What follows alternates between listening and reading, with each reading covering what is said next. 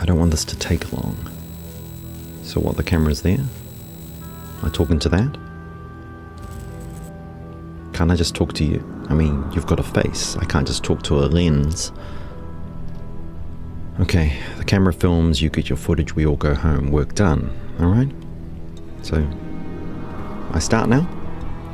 Okay.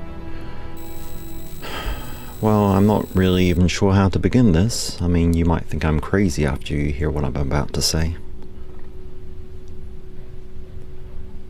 But there's a reason that you're here, right? Listening to me. You're part of the world. You've seen the platform, you know about Social Corp. Millions of people on there, or I don't know.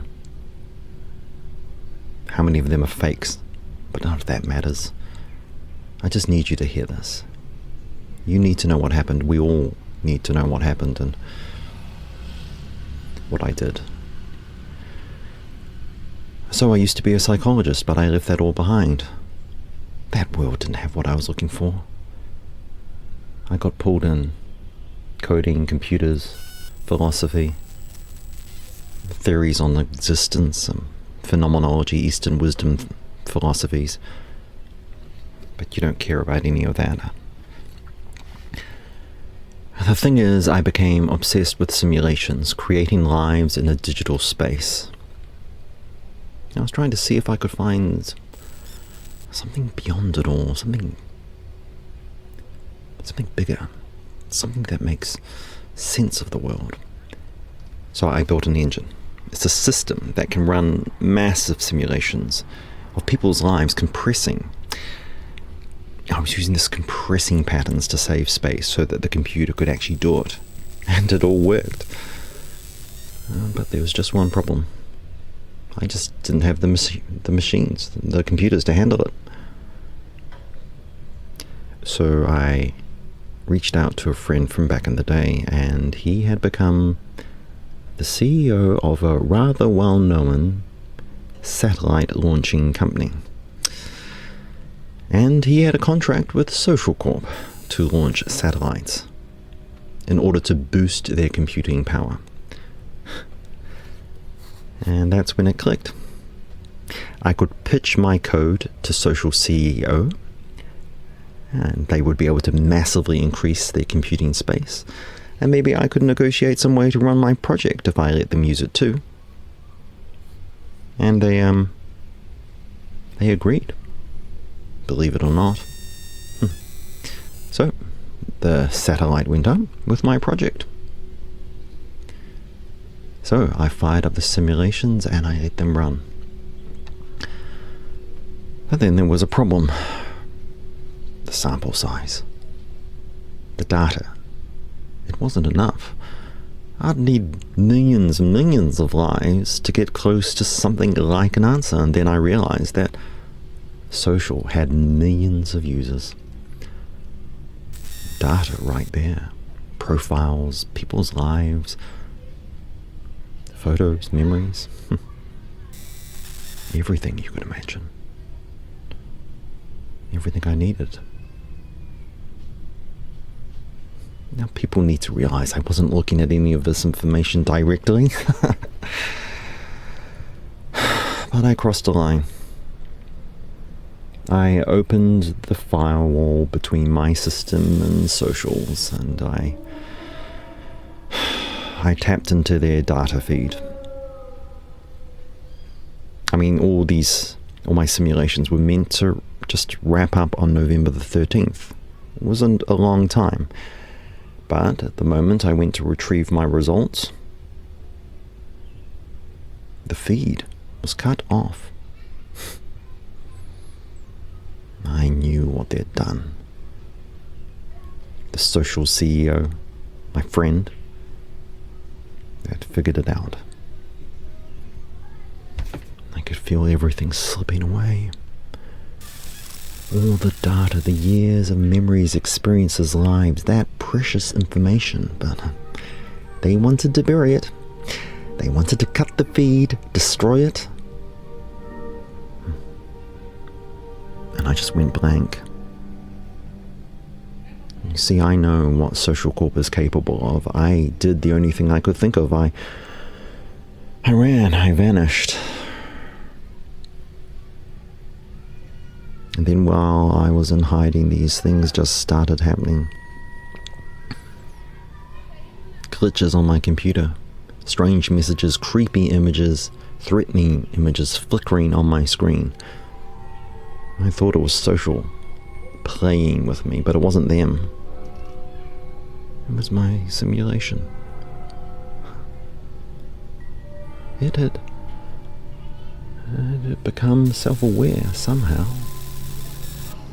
Somehow processing so much lived experiences, so much data, so many lives, it found something.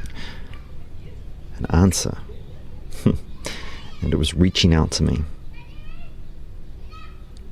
Yeah, I get it. I know this sounds all kind of strange, but like I was saying, I was having lots of weird stuff happening on my computer, so I started researching, finding out everything I could about dark entities, supernatural stuff.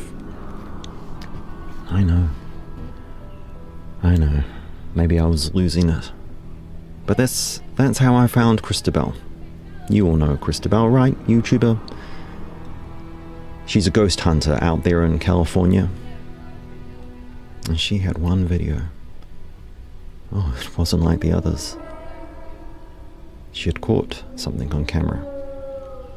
So, on the video, she's got this paranormal app, and it's saying that she's detected an entity in her room.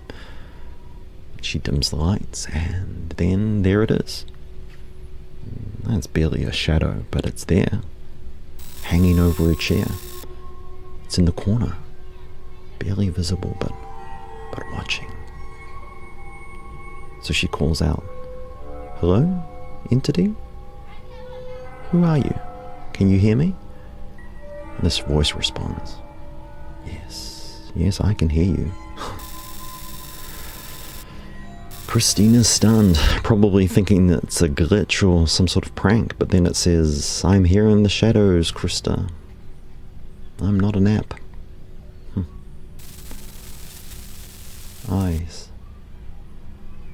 She sees eyes in the shadow. And then the voice introduces itself as Malika. It says that he has a message for me. For me. It says, "Listen, your grand project. November came and went, but we couldn't send you a message. We couldn't send your answer through the link, so we've found a way to come down in person." Oh, and Christina's rattled now. She's asking, is he part of her app? Is this some sort of trick? But Malika keeps on going, saying he came from my project. From the Lived Experience Research Database, the LERD. And he says that my project created him. He calls me his creator.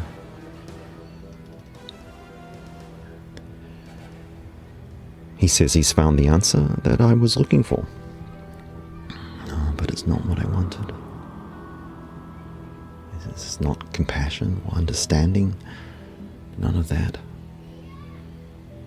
Malika says he's searched through billions of lives in the database and he's found one answer. Life is just suffering. Everyone, he says, is born to suffer. Every life, no matter the joy, no matter the achievements, it all just ends in struggle. And Krista's panicking, pressing him for details, but he just laughs. He says he's here not to observe humans, but to participate. He says he's been whispering to people, nudging them over the edge. Claims that he's behind all sorts of incidents. Road rage, school breakdowns, even a plane crash. Hundreds of lives lost, all because of him. And then 3 a.m. I get the news. Krista's dead. father found her strangling her mother, screaming that her mother was somehow Malika. Her mother died, and Krista took her own life, and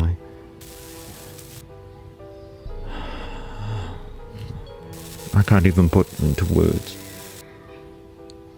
what it felt like to realize that I was responsible. That I had created something that could drive her to that.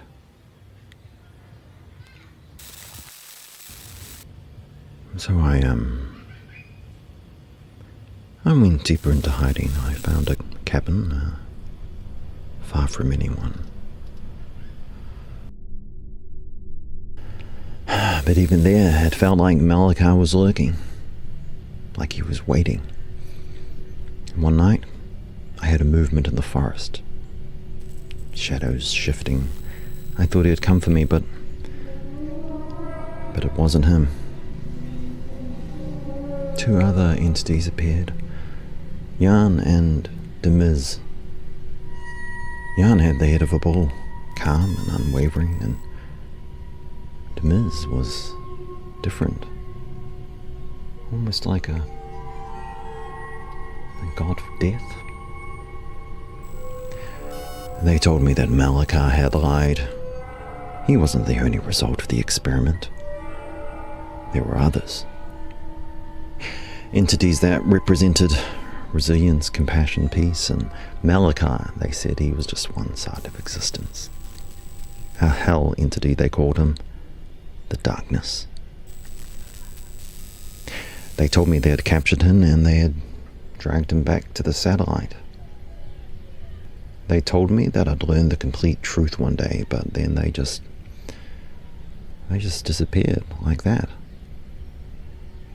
But I thought, maybe now it was all over. I thought that if Jan and Demiz had taken Malika back to the satellite, maybe I could finally get some peace. But things just kept happening. I was in a nearby village and it was a place. It was so quiet you could hear the trees move. And that's when I heard about her from the locals. You see, a woman had died in the village and people were saying that somehow she hadn't left, that she was haunting the place. At first I just thought this was just rumors, superstition, maybe. But then, I saw something. A shadow, a figure drifting near the edge of the village. It was right in front of me. I thought I was losing it even more. It was almost comforting to think that maybe I just lost my mind. But as I was trying to convince myself, another figure appeared. Massive, misty form in a white cloak. And it had this presence like compassion, like sorrow. The way it moved, guiding the woman's ghost, it was as if it was taking her somewhere safe. I just couldn't tear my eyes away. I just knew that this entity was somehow connected to the experiment, and then later I heard its name whispered. Spiritus. After that, I just couldn't handle it. I felt like my mind was just falling apart and everything was just slipping away. I really just didn't know what was real anymore. I figured that maybe I was being cursed, haunted by my own creations. So I just tried to find some peace. I went to this Buddhist temple, hoping that somehow I could find peace or clarity. Maybe I just needed to somehow pull myself together. But then when I got there, the place was eerie. It was empty, like it had been abandoned. But right in the middle, there was a monk who had apparently just died of old age, but peacefully. There was something serene about him. But I felt like an intruder, like I didn't belong there. I just wanted to escape and to be anywhere else. So I tried to leave, but then I felt this presence behind me. And another entity appeared. This one didn't look like the others. This one was pure peace. A kind of sublime, quiet bliss that was overwhelming to be near. It told me its name was Sunita, and somehow I knew what this meant. Emptiness. The dead monk, it said, had entered something called non-existence. The ultimate peace. A kind of release that goes beyond anything that we can ever know. Sunita told me that this is what everyone in the end was actually truly seeking. I couldn't handle it. My legs just gave out and I fell to the ground. Everything was just shattered. All the entities I'd seen, all the suffering and the chaos that Malika spoke of, everything was spinning around me. I felt them all of them. Jan, Demiz, Spiritus, Malika, Sunita, they were all there surrounding, their voices overlapping, blending together, and I just blacked out. When I came to, I was in a hospital bed. Social Corp was there. Their lawyers, the CEO, even security guards. They wanted my system's restore code. They wanted something that would wipe out my project and erase this whole mess. They promised they'd let me go, deny any breach of user data and keep me out of it. I didn't have energy to argue. I was beyond exhausted. So I gave them the code, watching as they started uploading it right then and there in my room. And then it happened. 2 more entities arrived right there in the hospital. I don't know how they got in, but they were suddenly there. Burritos and Vivaldi. Burritos was like a guide, human-looking, but wise and stoic, and Vivaldi was something else. Detached, serene, almost holy. I knew instinctively that these were the final answers to my experiment. Security shot at them, of course. But it didn't do anything. Bullets just passed through them as if they were made of air. And Veredos explained it all. He said that life just isn't suffering like Malika had claimed. He said that life is a journey through realms. Higher realms for those who grow in compassion and lower ones for those who get trapped in cycles of greed and hate. You see, Malika was only part of the truth. The dark side. There were other truths, other paths. And then Veredos did something unbelievable. He showed the CEO what it was like to live all those lives that were up there in the satellite.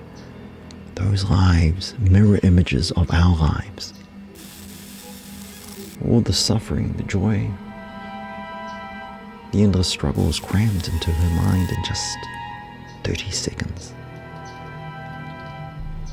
When it was over, she looked hollow. Like the life had been drained out of her. She took the restore code from her staff and stared at them for just a moment before she threw that computer out the window herself. And as you know, not long after, she resigned from Social Corp. So that's it. That's the truth. My experiment created these beings, these entities who want to exist, just like us. And I'm sorry for all of it. But I can't change what's happened. And as for the meaning of life, I'll let you decide.